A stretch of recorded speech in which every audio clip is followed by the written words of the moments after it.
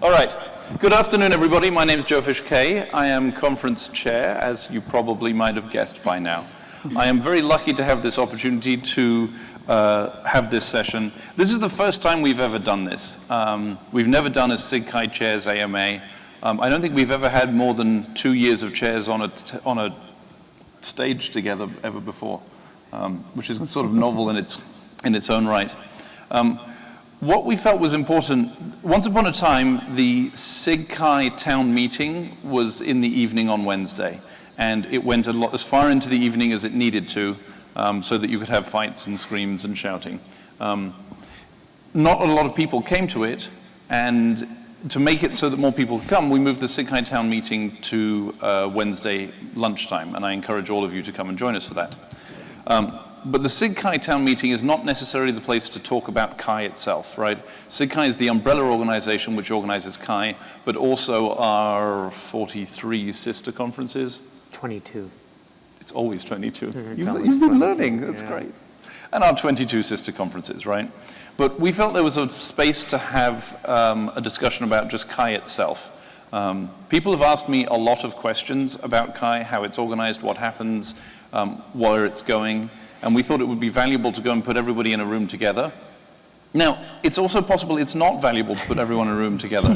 That, we'll have any questions, and there will be no questions, and then we can all go home. Well, we can all go off to something else. But I thought it was a bold experiment. So we will be taking questions on slido.com. Go to slido.com and put in hashtag Kaye2016. This is being streamed. I assume no one's watching it, but they might be. Our families will be Our families, at some point, yeah. My kids like it because they're like daddies on the TV. They think it's pretty awesome, you know.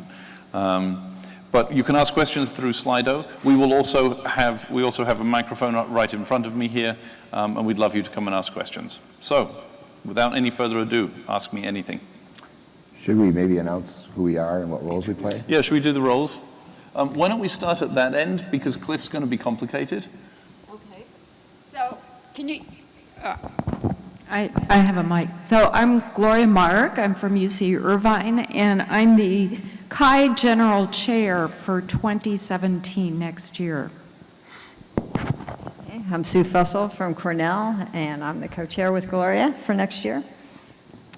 And I'm Regan Mandryk from the University of Saskatchewan, and I'm going to be the general chair in 2018, which is happening in Montreal.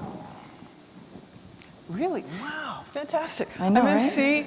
I think of myself as Little Cliff right now, as I'm the co-technical program chair for 2017-18, so that's my mission. I too think of myself as Little Cliff. I am co-chair for Kaye 2016, then I'm done. Fair enough. I'm Loren Terveen. I'm a professor at the University of Minnesota. I'm SIGCHI president, and I'm up here in case any of the questions do bleed from the Kaye conference into SIGCHI, the society. And I'm Cliff Lampe. I'm the technical program chair, if anybody knows what that means, for Kaye 2016 and Kaye 2017. And I guess until my probation is up, Kaye's into the future. I don't know. So, yeah. All right. Now you know who we are. Now we'd like to know what you'd like to know. Go for it. Yay! Congratulations. Thank you. I know nobody else was going to ask, so it's fine. So I'm Ben Zhao, professor at UC Santa Barbara. So I'm relatively new to the community. So I've done a lot of data mining, networking, and security in the past, and only in the last 2-3 years have been writing CSCW Kaye papers. And one thing that really struck me as completely different from the venues and the communities that I've been used to is the very positive and very productive sort of review process that Kaye and CSCW has had. And I'm just flabbergasted because me and my colleagues in networking and security have for years debated how to improve the process, how to be more productive, how to avoid the non-productive, your paper is crap because it doesn't cite mine kind of reviews. And for years we failed. So I guess my question is, how do you guys do it? Given this conference of this size, where I've seen similar conferences of similar sizes fail miserably because of the size, the sheer size, case in point, InfoComm, for example. But yeah, how do you guys do it, and how do you maintain that level of positivity? It can't just be, so I've talked to other people in the Kaye community, and some of the senior people say, oh, we're just nicer, which, that seems plausible, but unlikely to be the overwhelming factor. So yeah, any insights would be great. Yeah, I point to 3 factors that help contribute to that. One is that we keep kind of the academic, or research, I should say, not academic, because it's not just academics, but research leaders of the community in leadership roles. So the people who are leading the reviewing are also writing the papers at the same time. So I think if you are getting the reviews that you're also getting, then it creates kind of a reciprocity that people pay attention to. The other is we keep refreshing that pool of people. I do think that I've seen in other communities, it tends to be the same set of people doing this over time, and we're constantly kind of refreshing our group of subcommittee chairs and people who lead the reviewing processes, and that leads to good outcomes, I think. And then the third one, I think, is that we're nicely federated such that, a paper has a reviewer, but that reviewer has an associate chair. That associate chair has a subcommittee chair. That subcommittee chair has a papers chair. That papers chair has a technical program chair. That technical program chair has a generalist chair. And pretty much everybody along that line cares about the quality of the review process. So if shenanigans happen, somebody in that chain is going to notice the shenanigans. I'd like to throw in something too.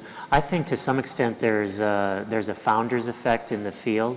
I wasn't there at the beginning, but as long as I've been involved, there's been a really strong, welcoming, supportive, inclusive attitude among people in the Kaye community. And this has been manifest in many ways, including in the fact that reviewing is treated as something where you have to be constructive, thorough, and helpful in the reviews. I think it was a founder's effect, but I think now that culture is explicitly maintained and transmitted from one generation to another, both through the people and in sort of the oral tradition, if you will, the culture, but also in explicit instructions to reviewers that are present everywhere. Anyone want to add to that? I think that's good. Here's Allison. Hi, my name is Susanne Boll, Oldenburg in Germany. I have a simple question.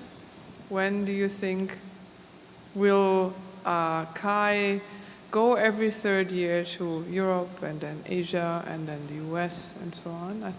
I was hoping it's going to happen earlier, but maybe you can help me out. Repeat the question. Okay, so the question was, if I understood correctly, when do we think Kaye will go every third year to Europe or Asia or Asia? Like you do one third over 3 years? My guess is never. That may be impolitic, but I guess I would say we still do have a large North American base, but I think we're moving toward a situation where I would say, again, please realize this is just estimates, that perhaps 40% of the time or more, 40 to 50% of the time, the conference will not be in North America. We've tried to have it in Europe every, at least once every 4 years, and now we have just had Kaye in Asia for the first time. Very large undertaking, hard to do it because the, let's say the conference culture, the logistics are very, very different there, and it's hard and a learning experience for us to situate our conferences there. Nonetheless, we think it's extremely important, and we will be going back to Asia in the, let's say in the planning horizon near term, as in we'll start planning very soon to go back to Asia. And so I guess I would say my sense where we are is that very soon we're moving to an area, to a schedule where 40 to 50% of the time the conference will not be in North America.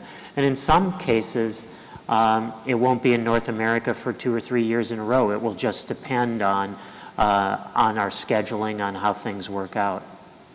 Can I still disagree with this opinion?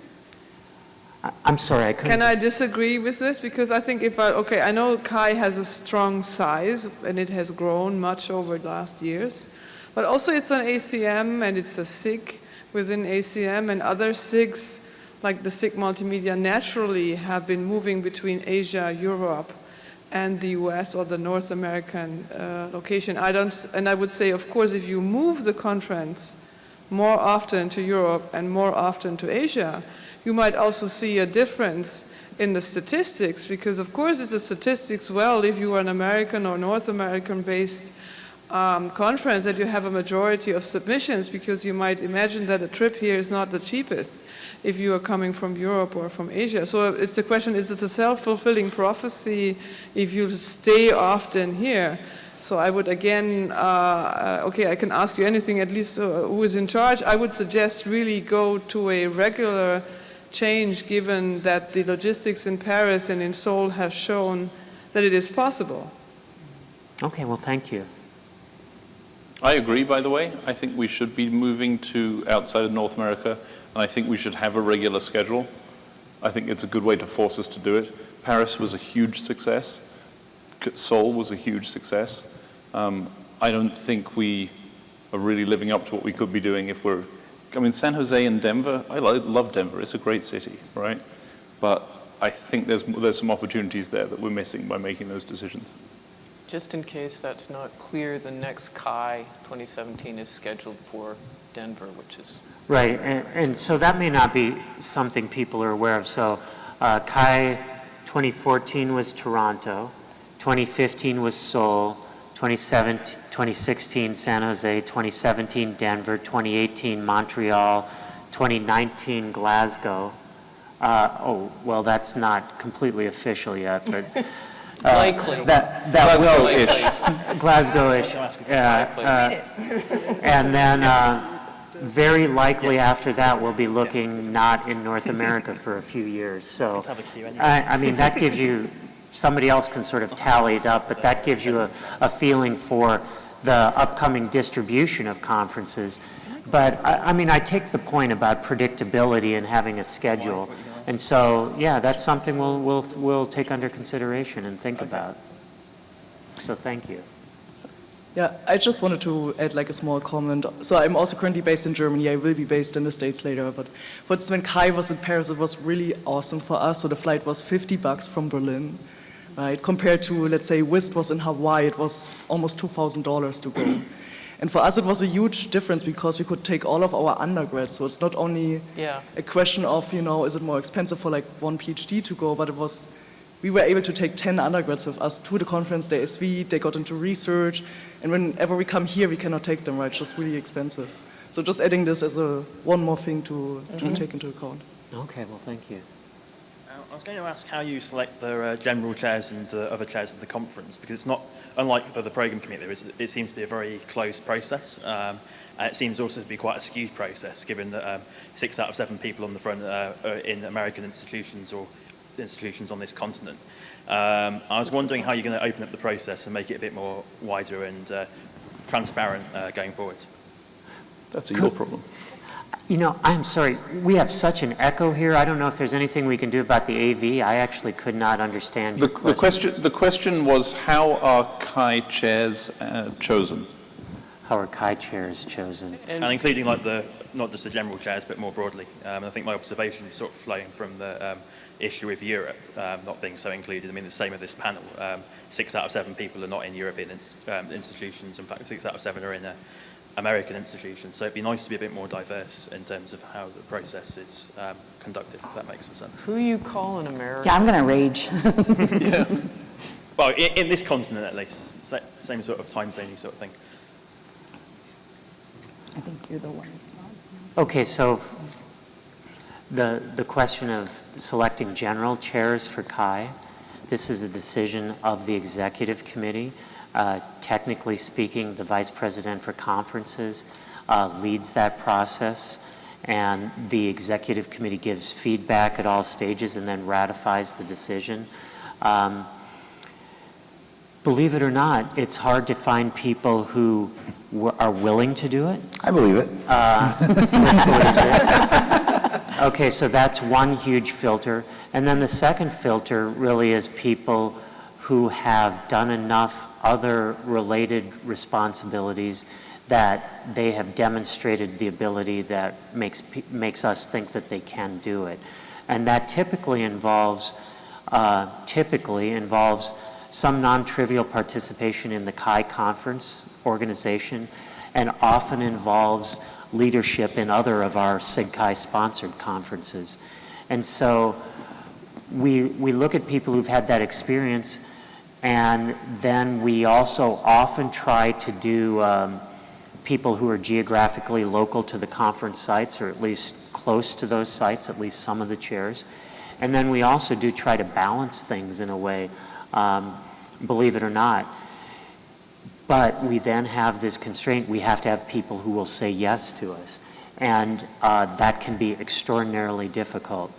And I'm actually not sure if you asked this, but the SIGCHI Executive Committee picks the general co-chairs for the conference.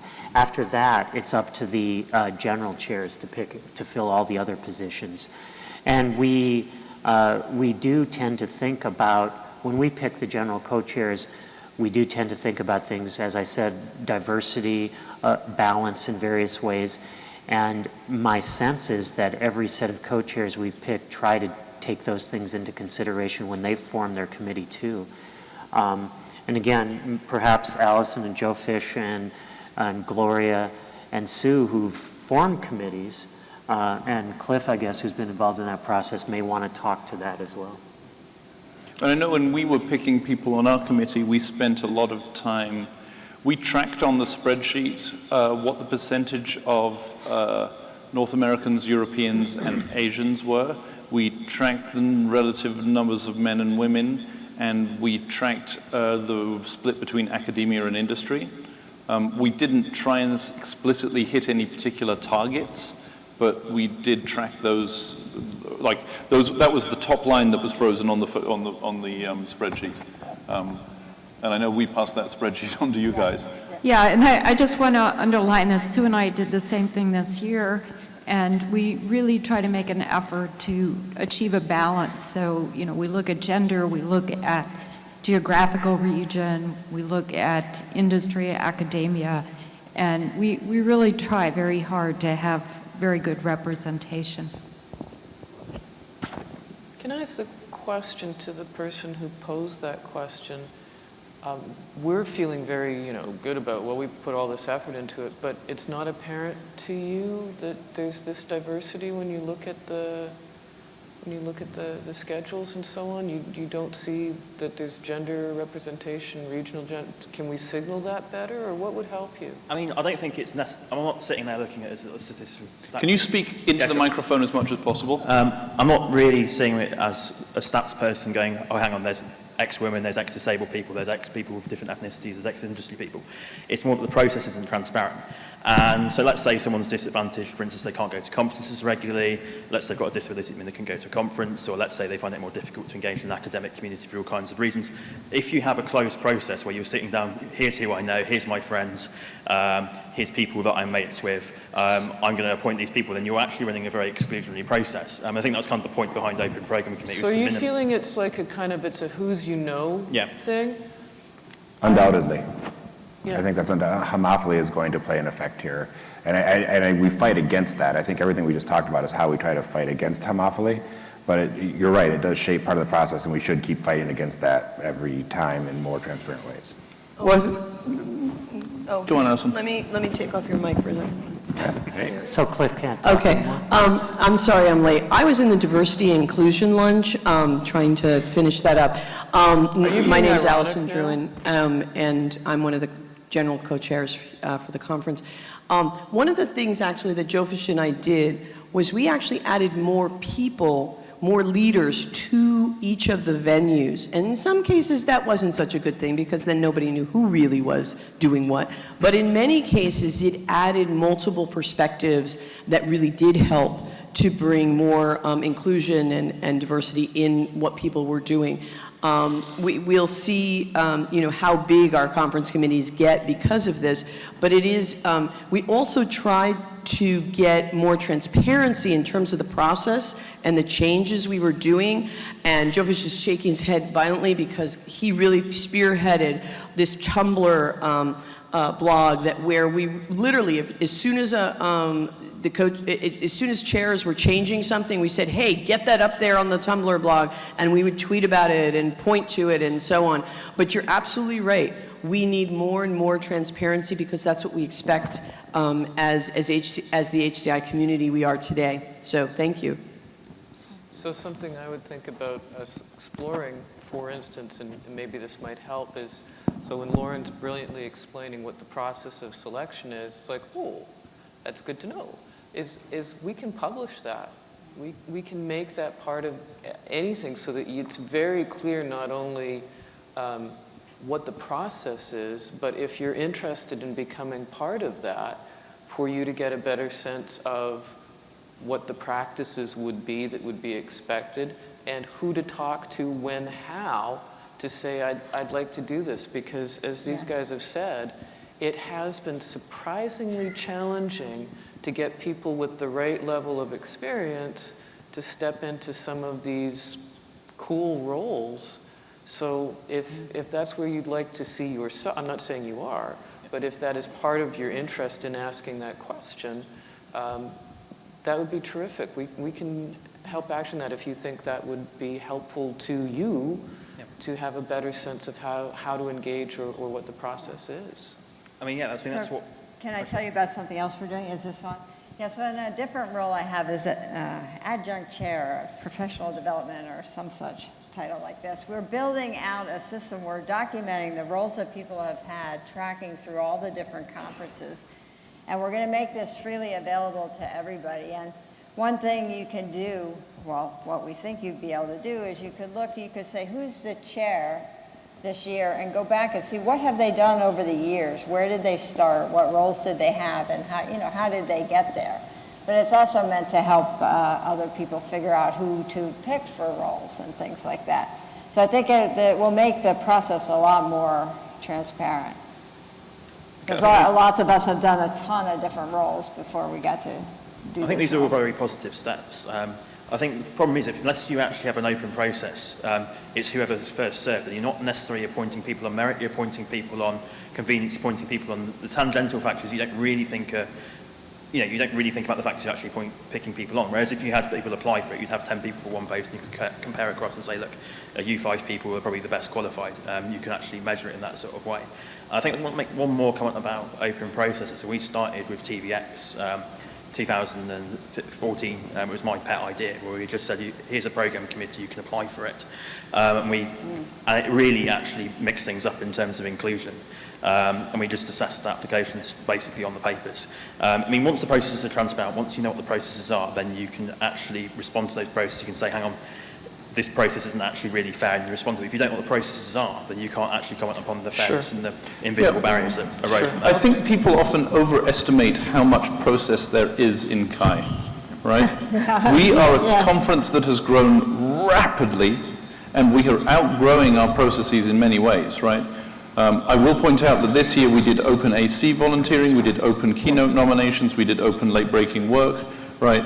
We've got more stuff coming in than we've ever done before. I think the idea of open volunteering is something that I know we've talked about in the SIGCHI Executive Committee, like being able to put oneself forward for stuff. I will say I look at the end result of what we did with this program committee, and there is, for Kaye 2016, and there is nothing I would do differently. And I think we have a remarkable set, both in terms of ability and in terms of diversity and along any metric that you'd like to measure. I would like to see more transparency in the process by which general chairs are chosen. I think that's something that we could work towards, because I think there's real value in making that process, because it all boils down to, ultimately, those chairs are responsible for the success of the conference. I think we've made some pretty bold choices with who we brought in to do various chairing positions this year. But one of the things is you're bringing people in who you would trust. You need to be able to trust them to do that, and I think that's really important. Thank you. Thank you. I just wanted to mention that say a little bit about the process that Sue and I used for 2017. So we scoured the other SIGCHI conferences to see what other people's roles were in these conferences. And so people who had comparable experience or, experience that would serve to prepare them well for other committee roles, we considered these people and invited people. And we invited people for very top positions who we had never met before. And it was based on their experience. So while certainly a network is involved in this, we really put a lot of emphasis on past experience. Hello. I'm actually the current 2016 Program and Proceedings Chair. I'm Laura Olberg from the University of Calgary. Thank you. Hi, everybody. My sort of comment and request is that not only make yes, process transparency is lovely. I feel like role transparency would also be really helpful for anyone who's stepping up into a chair role. I know for myself, the three big things I would ask for, one is expectations. What exactly are you expected to take care of? What is under your purview? The second is interdependencies, people that you need to know to rely on. I know that it was helpful to be able to refer to the general chairs and say, hey, I have this question, who do I talk to for the awards? And it turns out that's not someone within the conference committee, that's actually someone at SIGCHI. So the general chairs were helpful for that, but making sure that that's clear. And the third thing is timeline. So making it very clear when exactly responsibilities will kick in. I know personally I ended up pouring in half of my work week into the program and then also trying to figure out grading for my class that I taught for the first time. So figuring out the timeline might help people make more intelligent decisions, both on how to coordinate, on figuring out what roles they are most best fit for given their responsibilities of their job, and also socially knowing who's involved so that way things can happen a lot more smoothly. I'm told we used to have a process in which, I'm told we used to have a process in which Carol would interview, who's our sponsor and exhibit director now, would interview people and keep track of those documents. We've failed as a community to document this in a formal way ourselves, and I think rather than, to take Laura's point to heart, this is a yes and, I think we should look into saying, look, Carol, can we pay you to take this on, right? Looking at someone to spend the money. Yeah. I mean, when I was general chair in 2002, that existed, and you just got, here are your expectations, and here's the responsibilities. And of course, that didn't answer all your questions. You still had to figure out how to implement it and execute it, but it was there at least, and it gave you some sense of, this is what I have to do. And there were timelines as well, at least for the general chairs. Yeah. Some people would say no if you really told them. Yeah, that's a joke. That's a joke. No, they would perhaps take the job a little more seriously because they would know that what exactly they're asking for. Actually, to sort of directly say, Sue, because since you have the data, I feel like this is something that could easily be crowdsourced within previous years, courses chair or papers chair, et cetera. Nice idea. And I mean, personally, I've been taking notes on my experience as a volunteer, as the program and proceedings chair, with the intent of eventually, hopefully, sitting down with next year's to say, here's what I know, here's what I've learned. Please don't make these mistakes again. Meet these people now so that you know them before you have to ask them for things at midnight. That's brilliant. If you're chairing for something for next year and you haven't met with this year's chair, you're an idiot. Okay, so I just want to add to Laura. So I'm the one of the design chairs. I also did website for 2015. So I realized I learned a lot of the things about managing the content in the website. And what I saw in for 2 years is that the next person who would be managing the website would always ask 2 to 3 weeks before Kai, what did you do about the website? And that's the thing that I'm trying to think about. I already gave her some documentation on what to manage, what data to do, but of course the implementation of the website is always coming from scratch. So, I was thinking if building a system that could be useful for Kaye and also spearheading what a good conference website should be, would be useful for Kaye. That's something that I want to say. Yeah. I am concerned about any process that relies on the individual chairs to get round to doing it themselves. We have a document called the venue history in which we tried to capture the last 7 years or 5 years of how many submissions, how many acceptances, how many reviewers, things like that. It's like trying to herd cats, trying to get your chairs to actually put data into documents. That's why I think we may need to actually pay someone to do it, to make it happen in some way. Before we go to you, can we take one question from the moderator that's been sitting there? Yeah. The high registration fee has been a barrier for students without funding to engage. Kaye 2016 early bird for student was only $200, but Kaye is $500. Any chance to make it more affordable? So let's talk about that one. First, it's not true. The Kaye early registration was $400 for students. I'm not actually convinced that the CSCW early bird was $200. I don't believe that's correct. It's possible I'm wrong.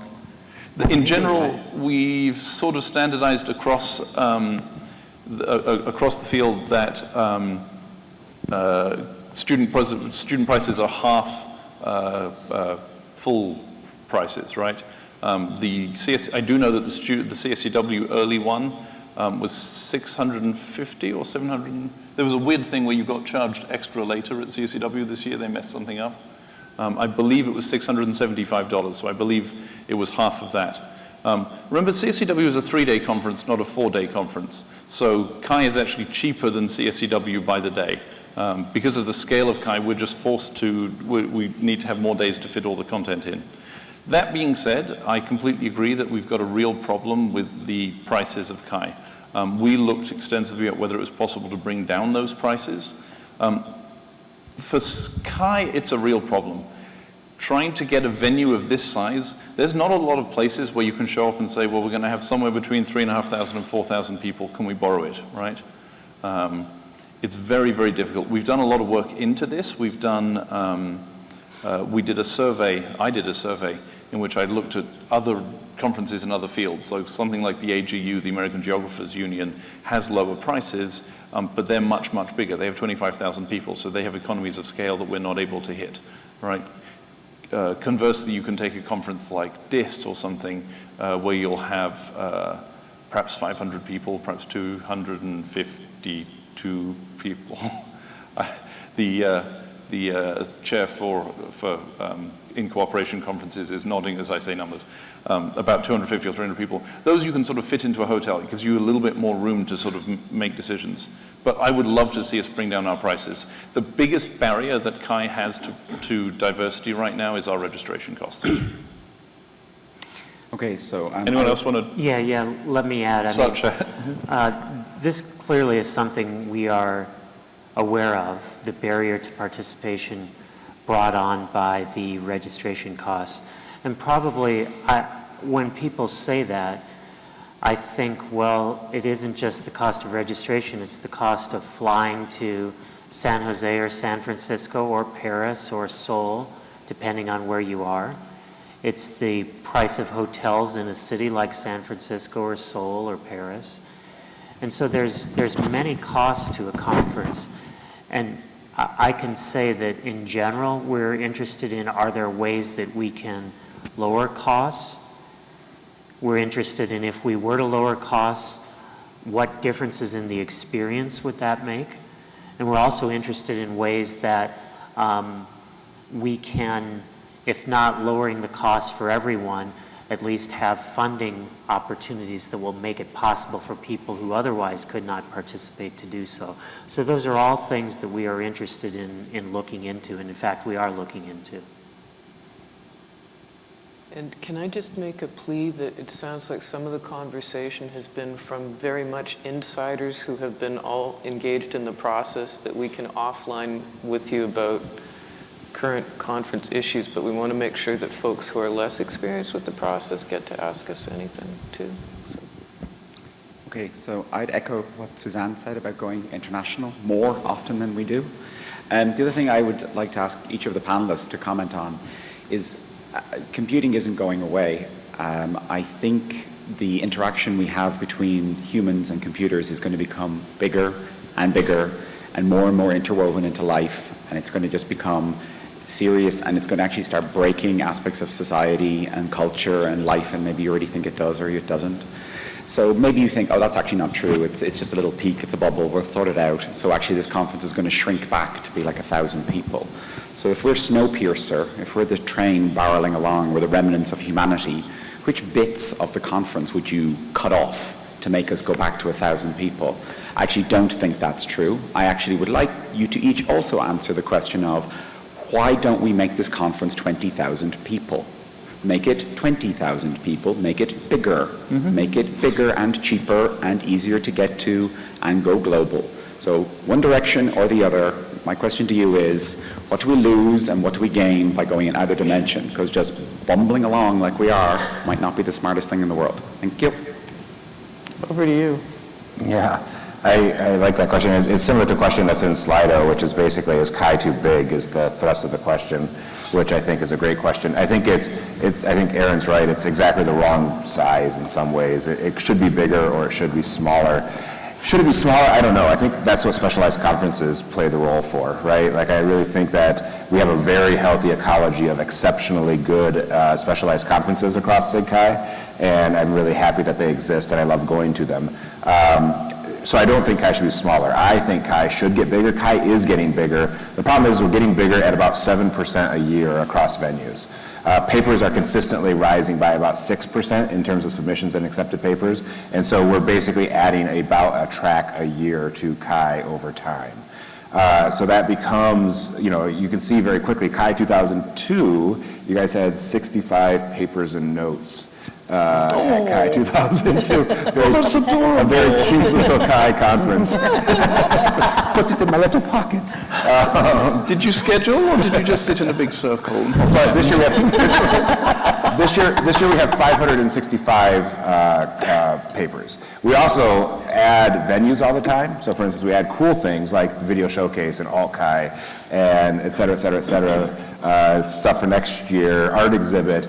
And then once we have a tradition of once we add something, we don't take it away ever, right? And so that also adds to the complexity.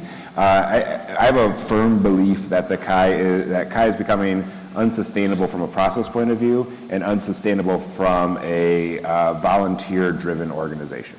Yep. So I'll say I have as a preface, nothing I say here should be considered, this is what SIGCHI is going to do. It's more just like, hey, here's what I'm thinking right now. In most cases, thank you, Cliff, for tweeting that.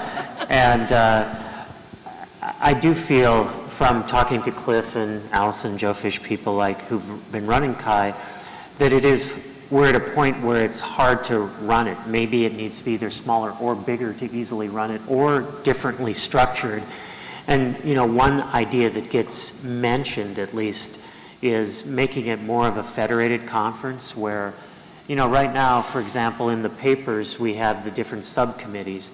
Well, you can imagine that some of those, some of those subcommittees correspond directly to some of our specialized conferences. What if we were to say to our all of our specialized conferences, give them the opportunity to take over organizing? Well, I don't know. Would that work well? I think it would work well in some ways. It would also cause some other problems, but it's something to think about. I think a way to grow the conference that I'm really interested in, and again, it's not so much as doing what we do now and just making it bigger, is doing something else.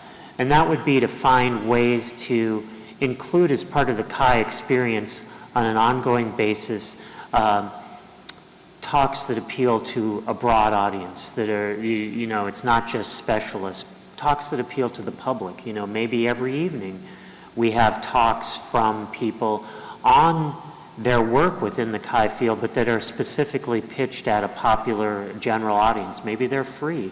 Maybe we can get, in a place like San Jose, 1,000 or 2,000 extra people to come into this room every night to hear about a really cool overview of what people are doing on the cutting edge of some aspect of Kaye research. Sort of like TED Talks or something. Kaye. Yes, of course, that phrase has been uttered before. Make Kaye great again. Thank you so much. Yeah, so anyway, I think when I think the size of Kaye is not the right thing to think about. I think the vision for Kaye is the right place to start with, and the proper size will follow from that. And let me just add to what Loren said. I'm a big proponent of adding things when the community wants those things. So, I'm one of the instigators of too many new programs over the years, but, I started Kaye Kids in '96, and that went for 10 years, and at one point we had, close to 100 kids that were a part of the Kaye program, and they were making the newsletter and the website and the closing plenary, blah, blah. I wish they were doing the closing plenary right now. Anyway, so that's an example of something that the community grew. It grew organically, and then it killed, and then it was killed at one point. I don't want to say the children were killed, but anyway, and then another example is that the women's breakfast was historically, 50, 25, whatever, okay, and then it grew into 100, and then the last few years it's been 300, and the diversity inclusion lunch we were just in was, 500 people. And so the community says, this is what I care about. So there is something about making sure that we do continue the things that people care about. And how do we do that? I agree with Loren. It's about the vision of what it is you want in terms of what this conference should be and what the footprint should be. So there's a consideration of thinking about growing the conference with the current structure. So we have 20 parallel sessions, and talks are being compressed in time. And so we're not able to interact the way that we used to be able to interact, right? If you've ever been to a conference where there's maybe just a few parallel sessions, you can go a lot deeper into the talks, and we're losing that as we get bigger if we keep the same kind of structure. So that, I think it's something that we have to think about is, if we're growing, what's the right structure? I personally am not an advocate of growing Kaye. There's a natural evolution that we've seen with other conferences like CSCW where WIST has branched off and other UBComp has branched off. So, there might also be a natural evolution with Kaye where we start seeing these other conferences just branching off, and it happens organically. I would just like to differentiate between growing the conference like Gloria is talking about and growing the registrations. And one of the differences between us and some of these giant, huge number of conferences is really the exposition. You think of like a SIGGRAPH, for example, where the technical program is not actually that big of a group, and it's the expo that draws the big registration numbers. I had the pleasure of being at GDC this year, which is 26,000 people, and the bulk of them are at the expo, and the technical program is, again, a smaller component of that. So I have to agree, growing more content is not necessarily, I think, going to be beneficial, but we've maybe not optimizing that aspect of the public-facing aspect of expositions of our work that could be, sexy and innovative displays of what this community is doing and how we're actually innovating the future of technological interaction. So. All right. So I have a question more about the content rather than the process, if that might be okay. So as program chairs, I'd be curious to hear your thoughts on what are some of the sort of the top papers? What are the papers you want to see more of? And what are the types of papers that you're not seeing enough of, but that are important for the vision of Kaye as you may see it? Thanks. Yeah, I don't think so. I don't think there's one answer to that. What I'd like to see is kind of like these spires of excellence. Like I think some of our best work follows a few different paths, and there's been a lot of kind of looking back at what things are best as measured by citations or by impact on future work and everything like that. I think what we see that the kind of clusters of what makes best work at Kaye, one of which is innovation, right? And we tend to over-focus a little bit on that, I think, in Kaye, is that results have to be new, or that something has to be new about this. There's nothing new here is one of my least favorite phrases that I hear during the program committee meeting. So that's one.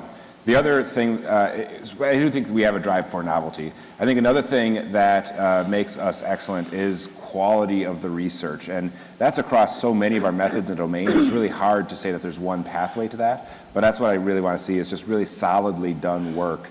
If it can be combined, if it's a unicorn that combines that with the innovation, that's usually the best stuff that we have available to us.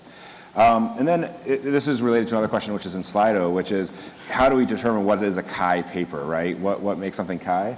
That's the first most number one hated thing I think I hear in the program committee meeting, is that this isn't a Kaye paper.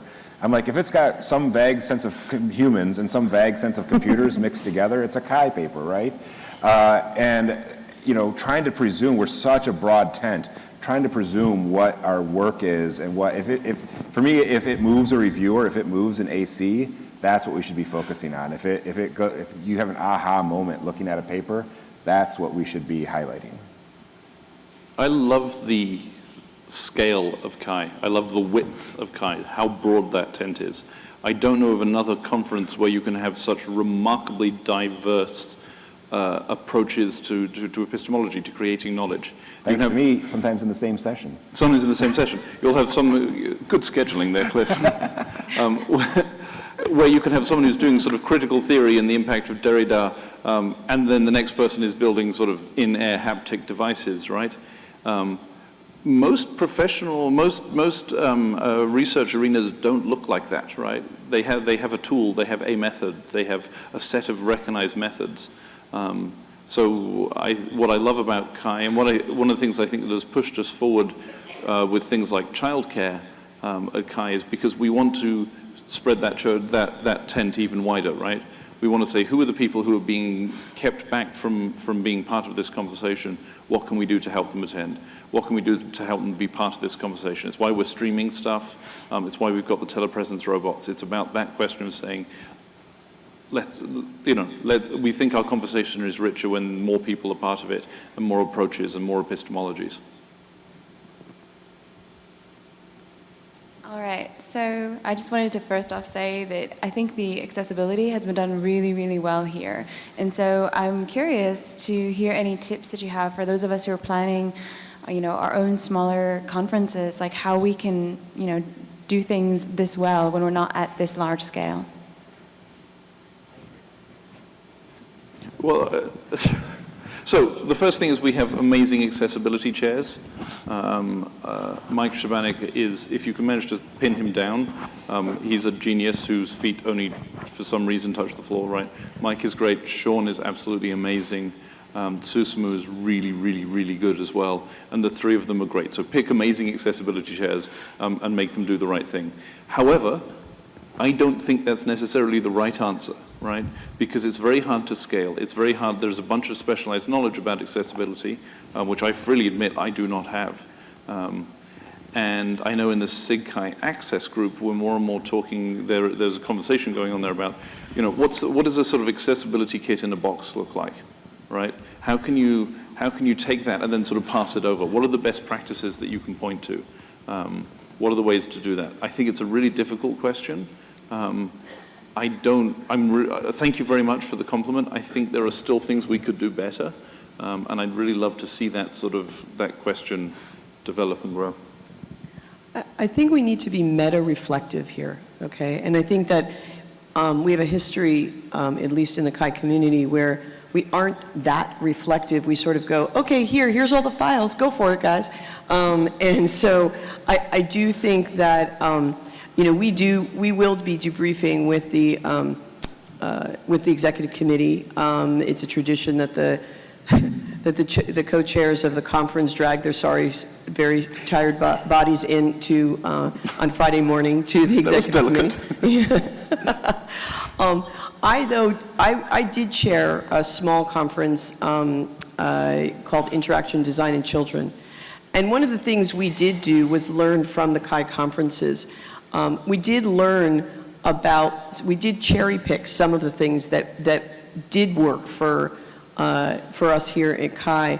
And we've seen insane growth in that community having to do with the research.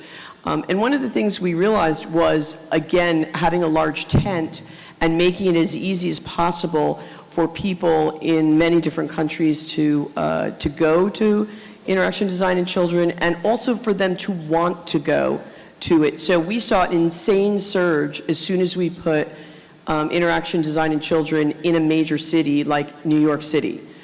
We had been historically a 100, then it was 200. We went to New York City and it was 450. So one of the things we have found is location does matter.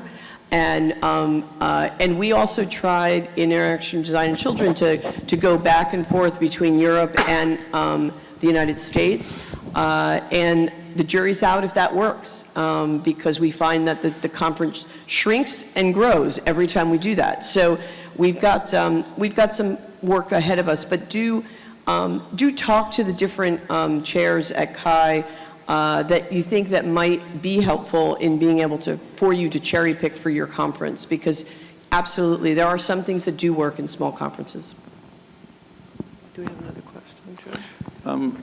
Why don't we take one more from here, because it ties directly onto this one. Another question about participating with limited funding. Any chance to make it more accessible over the web, such as live broadcasting all talks, and maybe design a portal where people can participate, even networking sessions online? So it's a question we talked about this year, right? And we're exploring it, right? This streaming of the morning of the plenaries, of the keynotes, of things like this is an experiment to sort of start to do that.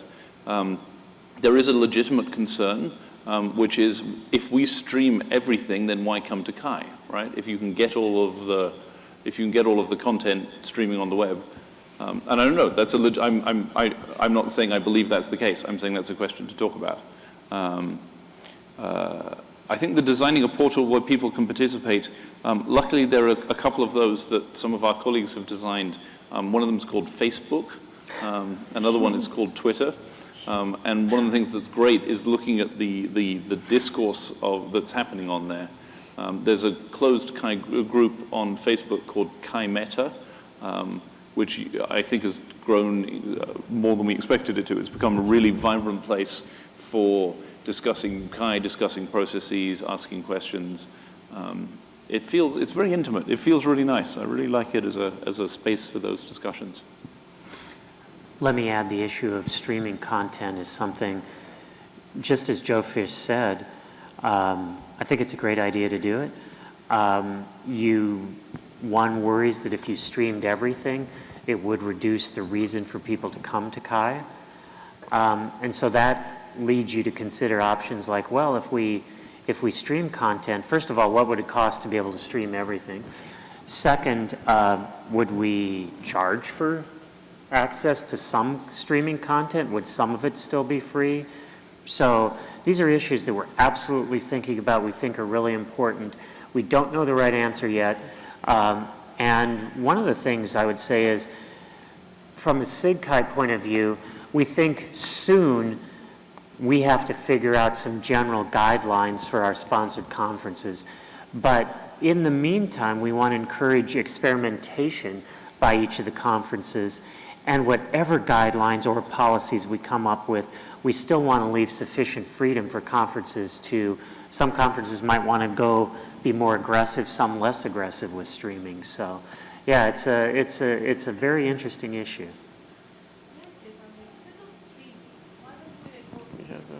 Say it into the mic. Instead of streaming, why don't you record the session and you make them as part of the ACM library? So we do. We record. All the videos have never been released of the No, they're on the they're on the ACM library but for not last for year. all the talks. No, you don't not all record of the all talks. talks. Not all the talks. Yes, so you record some of them and then you put them up, because that's what we did. And I didn't even know where they were, frankly, and that's fine. No, I think it's dreadful to get to it. Yeah. If you go to the easiest way to go is if you go to the YouTube channel, go to the SIGCHI YouTube channel. We are not recording all the talks simply for the cost, right? That's what I thought. The cost of capturing is really non-trivial. One of the things we found with streaming this year was that we ran into union issues because it's treated, this is a union building, and it's treated as being broadcasting. And so we had to pay union rates for broadcasting for everything that we would have streamed, right? And so we'd initially been exploring, could we do really low-cost capturing and streaming of everything, right? With Twitch.tv or with YouTube or Periscope even. Or various these sort of low overhead things. What we found out was that the union still treats those as being broadcasting because we are broadcasting them on the web. And so we would have to pay very significant sums of money to be able to do that. And I mean really very significant. Yeah. So we would love to see more capture. We'd love to see that happen more often. One of the things is those videos aren't getting watched very often, right? Right now, I worry that then to me, and I don't make this decision, but to me they don't look like they're getting watched enough for us to say, well, right now we have, I think, 3 capture stations. To say, oh, well, we should get, we've got 19 parallel sessions, let's have 19 capture stations, or 10 or whatever, right? So, it's a good question. Yes. Go ahead. Hi. So the short question, and I'd like to elaborate a little bit later, is are you all considering a rolling deadline model for Kaye? And the backdrop to that question is, I've been program co-chair of a privacy conference called PETS the last 2 years, where we started using this model, the PVLDB model. I think it's gone pretty well, and I can talk a lot about that. But in short, I think the philosophy there, one of the reasons to do this is to create a more predictable path to acceptance for authors. If you think about Kaye, for the other, I don't know, 75, 80% who are disappointed this year, right? It's a pretty high stakes game. What I brought up yesterday in the So You Want to Be an AC session is that, for students who are just starting out, for example, and I've seen this happen, for them to have their first 2 papers rejected over 2 years, let's say, that probability is pretty significant. It can happen, it happens a lot, and it can end a perfectly great career for a perfectly bright student who just didn't get lucky enough. And then, you have to wait a whole year and so on. So I think kind of a hybrid pseudo-journal-like model to allow reviewers to flag papers as saying, look, this is pretty good. We can't really give a shepherding decision to this paper, but with a few more months, they might be able to get it over the hump. And I really think this is important for us as a community to make this less of a gamble, high-stakes kind of, high adrenaline kind of field where, you have to roll the dice. And some of us live to, talk about it several years later. But I feel like we're losing a lot of people.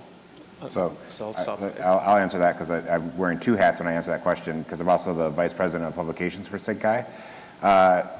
Short answer to your short question is eventually, right? And the longer answer is I think you're right. I think Kaye needs to move to that VLDB model. And as an aside, VLDB is very lucky to have moved there first because everybody keeps calling it the VLDB model. But I do think rolling submissions is the future for Kaye.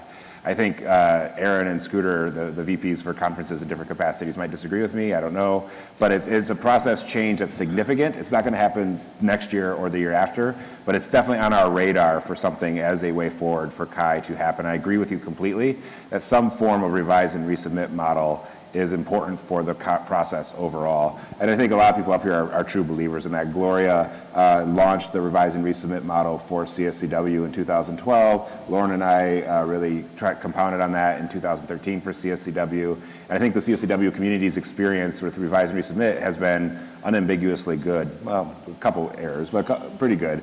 And then UBIComp this year is also moving to that rolling model for submissions as well.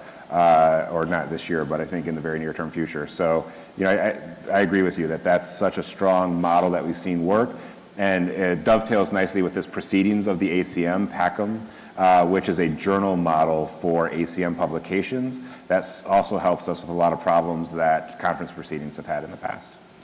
So Cliff hit on a theme that I think is really important, which is differentiating the Kaye conference from all the other SIGCHI sponsored conferences. So first, as Cliff said, many of us up here are true believers in this kind of approach. And I think due to the scale of Kaye, it's likely that we'll be able to move to it in many of our other specialized sponsored conferences first. I would love to see Kaye move to that. As far as I know, the scale, the number of submissions VLDB gets compared to Kaye, it's much less. And I think Cliff and maybe I and a few other people need to sit down with people who've gone through these processes and really go in detail. How does it work, and how would it work for a conference that's getting, how many submissions? 2,400. 2,400 submissions for Kaye. How would that work? So, you know, our journals to Kaye, I don't know if anybody knows right offhand how many submissions it gets a year.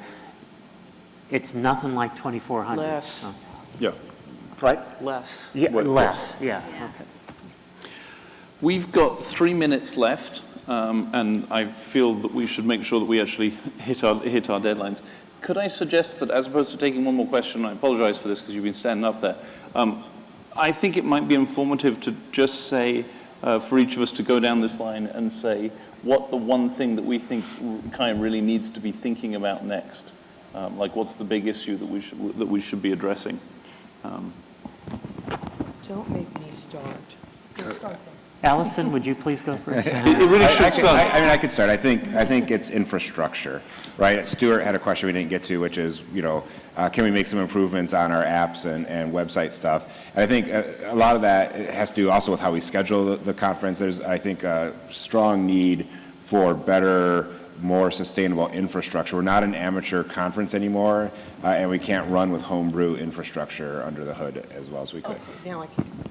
I agree with Cliff, okay? Actually, really, no, seriously, I do. You know, the amount of energy and exhaustion that we have all experienced in leading Kaye 2016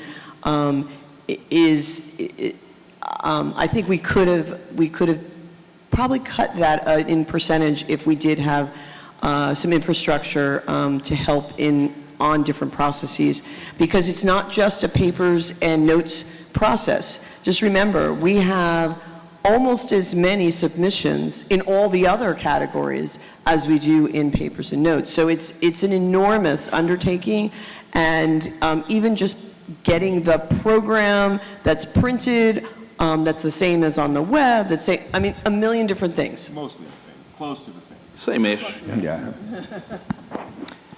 I guess I'm going to have two answers. The thing maybe I think is most important, building on what they said, is sustainability and clarity of our processes, including things like what does each individual Kaye year version get to do versus what is the series as a whole required to do versus what is SIGCHI as the society asking them to do.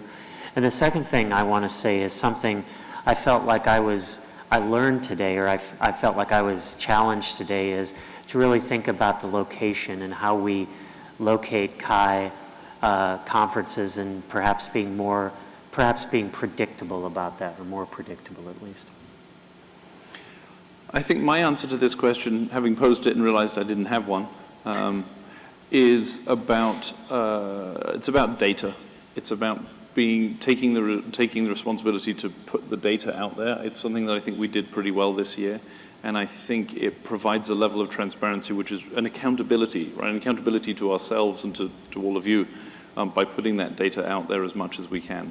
And I think the more that we can do that, it helps us identify what the things are we need to change. It helps us identify where the problems are and where we're doing really well, and we should congratulate ourselves on where we can do better.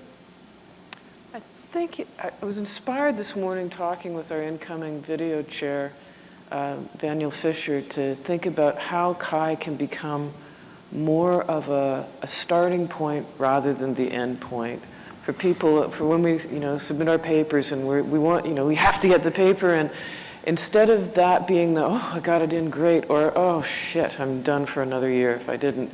That's the experience, that's the key experience, as opposed to, I really want to target Kaye to get a video in because I know that's going to be picked up by schools or grad students or whatever the other opportunities. Or if I get a paper in, now I know that that's going to be not the end story for a point on the CV, but it's going to be something that will be useful and usable because there's a process to help connect that with the practitioners or designers or whatever, so that it's the start of the conversation that's exciting rather than the either exciting endpoint or depressing endpoint of a process.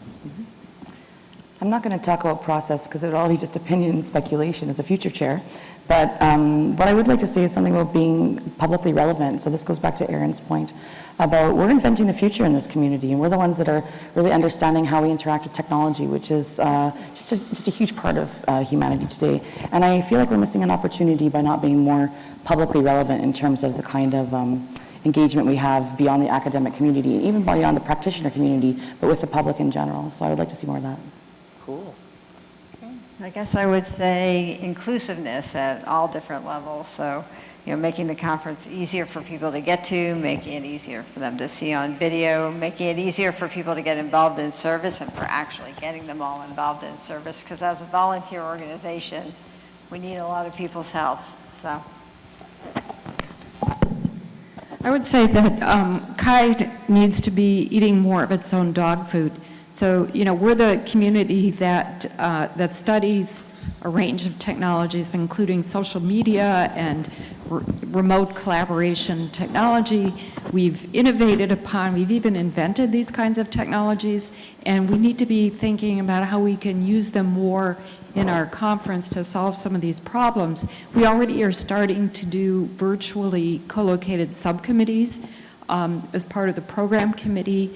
We could eventually be doing a lot more of that. Maybe even the whole program committee can be virtual at some point. But anyways, we're the experts in these kinds of technologies, and so we should be using them a lot more. All right. I am honored to be on stage with such a fabulous group of people. Please join me in thanking them. And for you guys coming, Thank thank you. you.